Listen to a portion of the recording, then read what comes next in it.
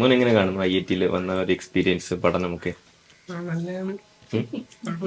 Hostel എങ്ങനെ ഉണ്ടായിരുന്നു? എനിക്കൊന്ന് 1.5 വർഷത്തോളം ഹോസ്റ്റലിൽ നിന്ന് പഠിക്കുകയായിരുന്നു. വല്ലപ്പോഴും മാത്രമേ വീട്ടിലേക്ക് വരുന്നുള്ളായിരുന്നു അല്ലേ? എങ്ങനെ ഉണ്ടായിരുന്നു ഹോസ്റ്റൽ ലൈഫ്? ഹോസ്റ്റൽ ലൈഫ് പഠിക്കാൻ നല്ലതായിരുന്നു. നമുക്ക് പഠിക്കുന്ന കാര്യത്തിൽ ഫുൾ ഫോക്കസ് ചെയ്ത് പഠിക്കും. പിന്നെ വേറെ ഡിസ്ട്രാക്ഷൻ ഒന്നും ഇല്ല. മൊബൈൽ ഫോൺ ഒന്നും തരത്തില്ല അവിടെ? 1 മണിക്കൂർ ഉണ്ടായിട്ട് നമുക്ക് ഡിസ്ട്രാക്ഷൻ ഒന്നും ഇല്ലാതെ ഫുൾ ഫോക്കസ് ചെയ്ത് പഠിക്കാം. ഓക്കെ, നമ്മളതുമായിട്ടൊക്കെ പൊരുത്തപ്പെട്ടു. ശരി, പിന്നീട് അത് ഇതായിട്ടങ്ങ് മാച്ചായി. ആദ്യം കുറച്ച് ഇതുണ്ടായിരുന്നു, മീൻസ് ഒരു ശ്വാസം മുട്ട് പോലെ മീൻസ് തന്നെ. പിന്നെ ഇവർക്ക് തന്നെ മനസ്സിലാവും അത് നല്ല. അത് ഒഴിവാക്കാൻ നമ്മളെല്ലാ ആഘോഷങ്ങളും വളരെ ഗംഭീരമായിട്ട് ഹോസ്റ്റലിൽ ആഘോഷിച്ചിട്ടുണ്ട്. ഓണമായാലും ക്രിസ്മസ് ആയാലും എല്ലാം, പിന്നെ നോയമ്പുമായിട്ട് ബന്ധപ്പെട്ട കാര്യങ്ങളൊക്കെ നമ്മൾ നല്ല ഗംഭീരമായിട്ട് തന്നെ ഇവിടെ ചെയ്തിട്ടുണ്ടായിരുന്നു. പുറത്തേക്ക് പോകാനൊരു പ്ലാൻ ഉണ്ടായിരുന്നു. അപ്പം ഞങ്ങൾ ഇവിടെ വന്നിട്ടാണ് ഫൗണ്ടേഷൻ കഴിഞ്ഞിട്ട് വേറെ എവിടെയോ പോകണം എന്നൊരു പ്ലാൻ ഉണ്ടായിരുന്നു.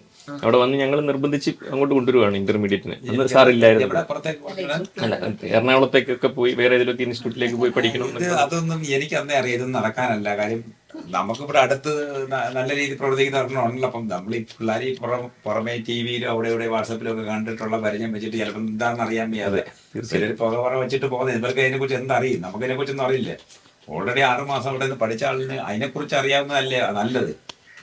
കൂടുതലായിട്ട് പറയും പുറത്തുള്ള ഒരു ചെറിയ പുക പോലെ അറിഞ്ഞിട്ടുണ്ടാവില്ല. തീർച്ചയായിട്ടും നമ്മൾ പരസ്യങ്ങൾ കൊടുക്കാറില്ല, പരസ്യം നമ്മൾ വലുതായിട്ട് ചെയ്യാറില്ല. നമുക്കെന്തറിയാം, നമുക്ക് ഇതുപോലെ ഒരു ക്യാമ്പസ് പോലെ നമുക്കുണ്ട്. ഇപ്പൊ ഇവിടെ ഓൾറെഡി പഠിച്ചു. അവിടുത്തെ ഇയാൾ പറയുന്നിടത്തോളം അവിടുത്തെ ഹോസ്റ്റൽ നല്ലതാണെന്ന് പറയുന്നുണ്ട്.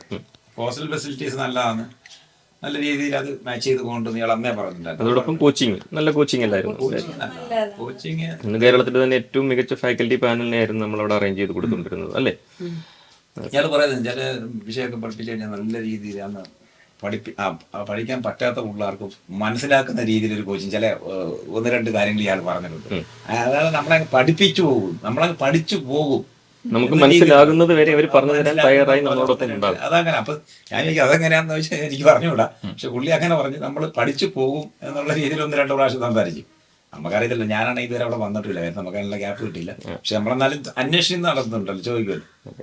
ക്ലാസ് അങ്ങനെ ഉണ്ട് ഉണ്ടെന്ന് ചോദിക്കുമ്പോൾ 1-2 ക്ലാസ്സിനെ പറയാതെ നമ്മൾ പഠിക്കാൻ എളുപ്പമാണെന്ന് ചോദിക്കുമ്പോൾ ഓട്ടോമാറ്റിക്കായിട്ട് ഇയാൾ പറയാം. അതൊക്കെ നമ്മളങ്ങ് പഠിക്കും. ആ കോച്ചിങ്ങിന്റെ ഒരു ഇതായിരിക്കും, പഠിച്ചു പോകുന്ന പുള്ളി പറയുന്നത്.